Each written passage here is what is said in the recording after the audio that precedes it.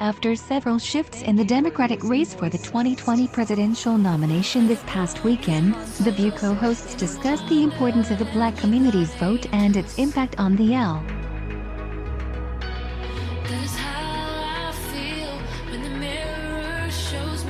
Former South Bend, Indiana, Mayor Pete Buttigieg and billionaire businessman Tom Steyer both suspended their campaigns.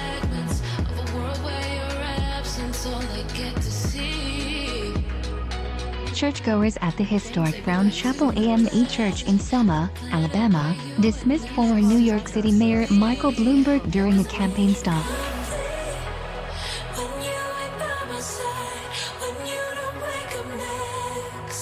And, after an endorsement from South Carolina's Rep.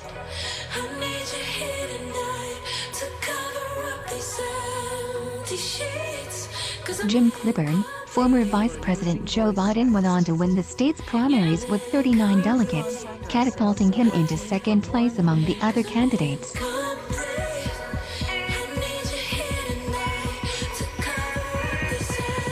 After The View co-host Whoopi Goldberg mentioned that Biden's win would give him a lot of momentum going into Super Tuesday, co-host Sunny Hostin spoke to the influence that the Black vote has on.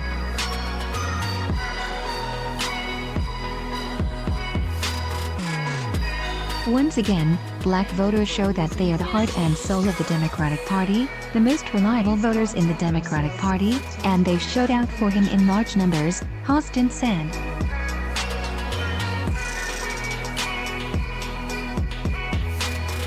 I don't think you can underestimate Clyburn's endorsement of Biden.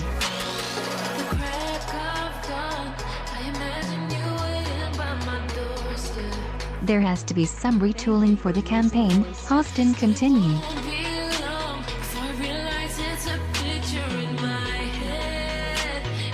But Biden certainly goes into Super Tuesday with the momentum that I think he has needed for so long to sort of recapture, again, the soul of our country.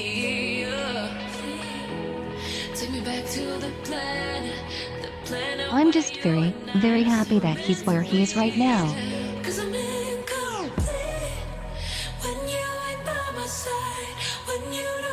Guest co-host Ana Navarro said Biden's win changes the entire narrative of the race to the White House.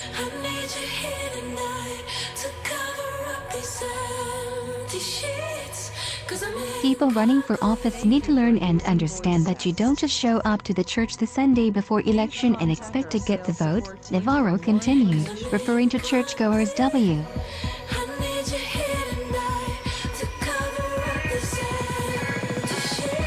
It's between Bernie and Biden right now. There's no other two people in the race.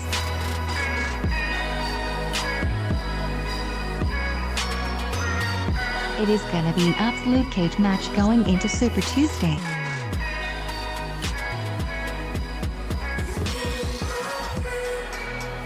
It takes years of developing a relationship, of having reliability, of being able to confide in each other, of knowing that you are there.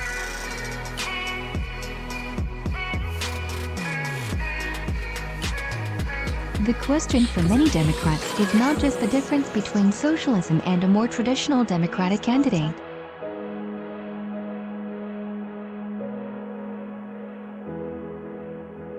It's if you're going to gamble with the African American vote, which I think everyone can agree is vital to winning the White House, co-host Meghan McCain said of Biden's South Carolina win.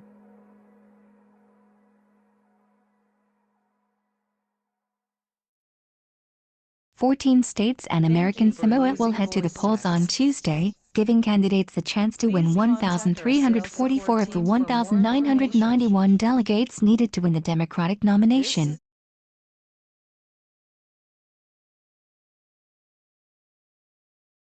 McCain said she thinks Texas will be a large deciding factor in the day's voting.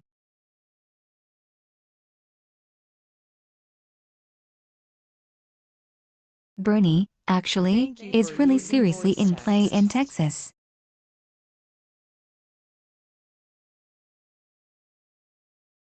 California is more than likely going to go to Bernie, McCain said.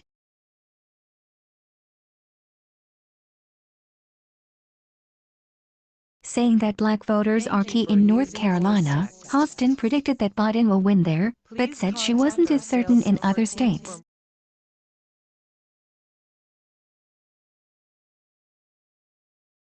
I'm not so sure about California, but Texas hasn't always been friendly to Sanders, she said.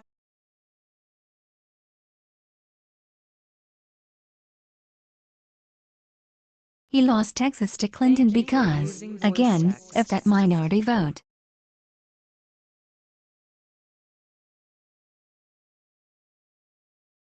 Bernie Sanders does very well with Hispanic voters, McCain responded, making a distinction that there's a difference between Latino voters and Hispanic voters.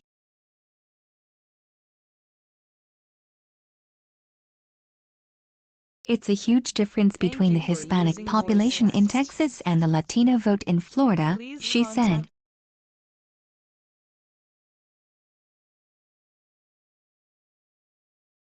There's a huge delineation between people that have had family members that have fled from Castro and people who have come from Latin America, and there does seem to be a huge factor between these.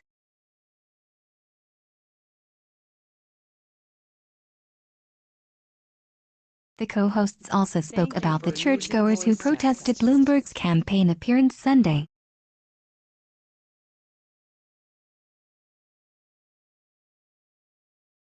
This was really damning for Mike Bloomberg, McCain said.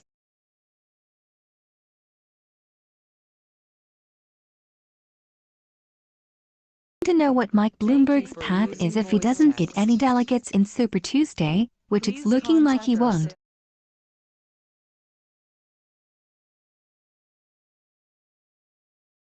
Austin shared a warning to politicians who follow in Bloomberg's footsteps.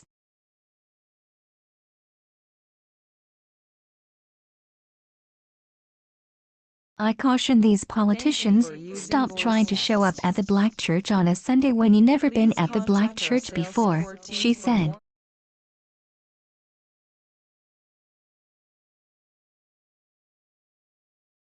You've got to be there for the community. Don't try to go to the black church.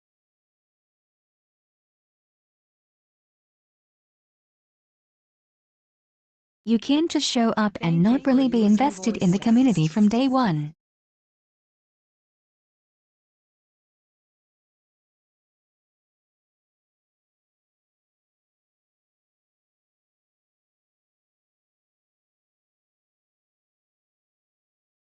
You can't do it. I want his money to show up, because he's done a lot of good things with this money, particularly in the last few years since leaving office as mayor, Navarro said.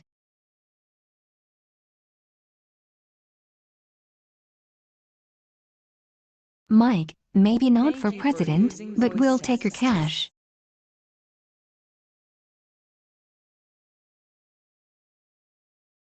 Despite his historic run for president, one of Buttigieg's political shortcomings was his lack of support from black voters.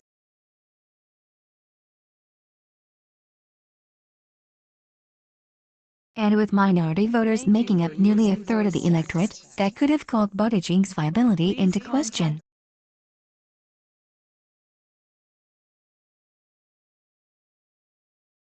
He made it easier for LGBTQ people to live their truth, show that you can be gay, be who you are, and still run for president and run for big things and not have to hide your identity, Navarro.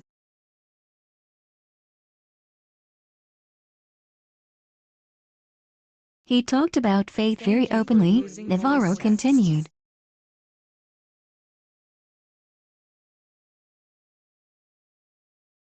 The way he was getting ahead was not by dividing people into groups.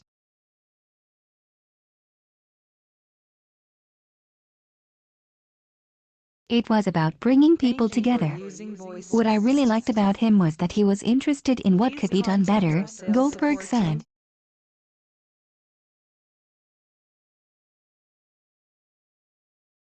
Whoever is running, I always want to feel like they're running for the heart of the country and not the heart of the party.